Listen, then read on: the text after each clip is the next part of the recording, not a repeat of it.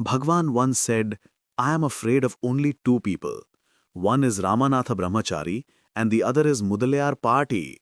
He said this because these two ascetics served Bhagwan with utter, selfless devotion. Ramanatha Brahmachari was a student of the Ved Pathashala, school for Vedas, in town. When he met Bhagwan, his mind and heart opened up and he felt his whole being immersing in silence. Then and there, he decided to be with Bhagwan for as long as possible. Though the Pathashala provided free food and lodging to its students, young Ramanatha preferred to stay with Bhagwan. He begged for food on the streets and took that food to Bhagwan in Virupaksha cave. Whatever Bhagwan shared with him, he ate willingly. Such was the beauty and surrender of this ascetic. Bhagwan's mother allowed him to serve her because he was a Brahmin boy, and Bhagwan's mother was still following her orthodox ways. Ramanatha would help wash her vessels as well as her clothes, and she would call out his name, Ramanatha, Ramanatha, for every errand. Hearing her, Bhagwan would humorously remark, the japa of my mother has started again. One day, Bhagwan told Ramanatha that he had realized the self. Ramanatha could not believe it. He sought confirmation from Bhagwan repeatedly. Bhagwan reassured him many times, yes, Ramanatha, you have realized the self. Nevertheless, Ramanatha was still incredulous. Bhagwan got up and rapped his head with his knuckles and repeated, yes, Ramanatha, you are realized. This simple devotee went into ecstasy and ran out of the room telling everyone he met, this is the place where Bhagwan knuckled me. He was not excited to be told that he had attained self-realization. Bhagwan's knuckling him was greater than self-realization for him. This innocent disciple also served the other devotees of Bhagwan. When he started living at Palakotha, Kavyakantha, Muruganar, Paul Brunton, Cohen, Vishwanatha Swami and Kunju Swami were some of their other residents. Their only purpose was to be with Bhagwan for as much time as possible. This would have been denied to them had they been working in the ashram office. Every evening, of his own accord, Ramanatha Brahmachari would sweep all their huts and clean their oil lamps with dedication and devotion. In the daytime, he would go to the town to obtain their simple requirements from the shops. Despite doing all this, Ramanatha Brahmachari found enough time to come and sit in Bhagwan's presence. Bhagwan was his all. The residents of Palakotha did not report to Bhagwan about what a great help Ramanatha Brahmachari was to them. One day, Vishwanatha Swami received a postcard in which the postscript read, please convey my prostrations to the Palakotha Sarvadhikari. Bhagwan would sometimes distribute letters received by post to the recipients.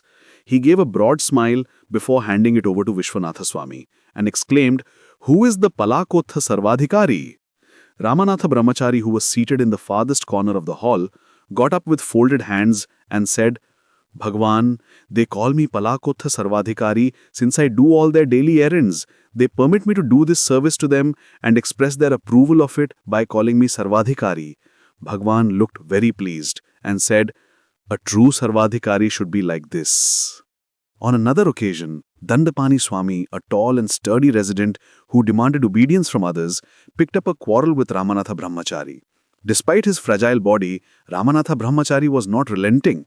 Dandapani Swami pushed Ramanatha Brahmachari down and looking down at him shouted, do you know who I am? Obviously referring to his physical strength.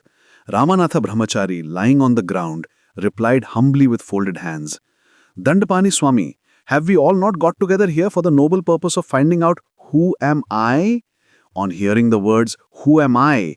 Dandapani Swami gained his composure and apologized for his misdemeanor. Then both went to Bhagwan and Dandapani Swami himself narrated what had happened. Bhagwan nodded with a benign smile. When a man arrived at the ashram with a calf, which Bhagwan named Lakshmi, there was nobody to look after her. Since there was danger from panthers and tigers, Bhagwan remarked, there is nobody to look after Lakshmi, else she could have been kept here. Then the diminutive, 4.5 feet high Ramanatha said, Bhagwan, I will look after Lakshmi. This was the beginning of the Ramanasram Goshala, cowshed. As the train came in at 8:30 in the night, most of the outstation devotees would invariably arrive late. In Ramanasram, almost everyone went to sleep by 7:30, after dinner at 7. Bhagwan wanted the visitors attended to. Nobody offered to look after them. Ramanatha said, Bhagwan, I will look after them. Every night, he would stay awake attending to the visitors. The next day, Bhagwan would give him a big smile and affectionately say, Oh, so you received them and attended to their needs. Good, good, good. One day, when Bhagwan was going around the hill with Ramanatha and other devotees, each one was asked to speak on a spiritual topic. Ramanatha, in an ecstatic state, compared Bhagwan with Lord Shiva and his devotees with the Bhutaganas, that is, Shiva's attendants. Later, at the request of Bhagwan and the others, he wrote it down in Tamil verses. The first verse means, I saw the Lord of Tiruchudi and got fixed without returning again. This means I achieved realization. No more have I the body. My Lord bestowed on me this self-realization. My mother, an ardent devotee of Bhagwan, loved Ramanatha Brahmachari. I once asked my mother, which song do you like of all the songs by Muruganar, Sadhu Om, Siva Prakasham Pillai and the rest? My mother replied, the song I like most is the one composed by Ramanatha Brahmachari. The song is as follows. I have seen Tiruchudi Nathan, and unable to turn back I stood there transfixed. He is the Lord who dances in Chidambaram, who protects the helpless and is merciful to them. The same Tiruchudi Nathan manifested himself as God in Virupaksha cave on the hill in sacred Tiruvannamalai. Jiva was ruling unjustly in the town of Kayapuri, the body, with the Karanas, the sense organs and the organs of action, as his subjects, and Ahankara, the ego, as his minister. After some time, Jiva took up the sword of God's grace and cut off the head of his minister Ahankara. Having so cut off the minister's head, Jiva stood with God who was dancing all by himself in the cave called Daharalaya, the heart's abode. He is this Tiruchudi Nathan. I saw him and stayed there being unable to get away. In 1946, he fell sick. He was taken to Madras, now called Chennai, for treatment, but passed away.